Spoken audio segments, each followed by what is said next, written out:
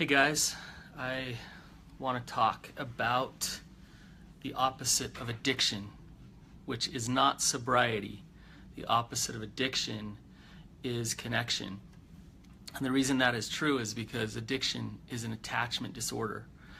Now, when you hear the opposite of addiction is connection, what does that even mean? But if you look at it, the evidence shows that the opposite of addiction is connection, because somebody with a really bad addiction, whatever the addiction is, struggles with their relationships. Addiction is an attachment disorder. You can't connect if you have an addiction. It puts a big wedge between you and connecting. So when I say connection, it means connection to God, connection to self, and connection to others. When somebody starts to reconnect to God, self, and others, that's when they find real recovery. So I want to just give you examples of maybe one of each of those. Okay? So connection to God, what that looks like is when somebody knows who they really are, they're connected to God, because they understand they are sons and daughters of God. They understand that God loves them unconditionally, and that if bad things happen or if somebody looks at them a certain way, they're okay.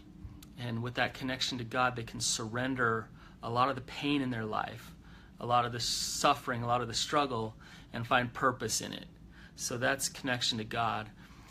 Somebody with a lot of connection to God has a lot of gratitude. They're very grateful people who have a lot of faith. So that's what connection to God looks like. Connection to self is all about mindfulness. It's knowing who you are, where you're at.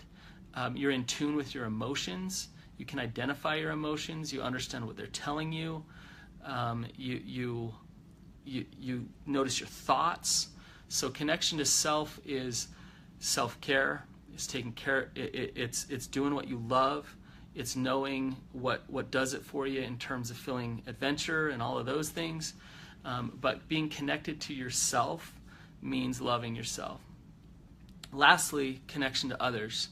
And usually we start to see real recovery. We know it's real recovery when you can see connection to others. And that's being able to be rigorously honest, be vulnerable, be empathetic. And we talk about those things all the time. And the reason why we do is because that's what real recovery looks like. Being able to love somebody else. An addict is full of self-hatred and shame and defensiveness. A person in recovery is full of energy to love and connect to another person. And so as you work your recoveries, what I want you to think about is reconnecting to God, reconnecting to self, and reconnecting to others.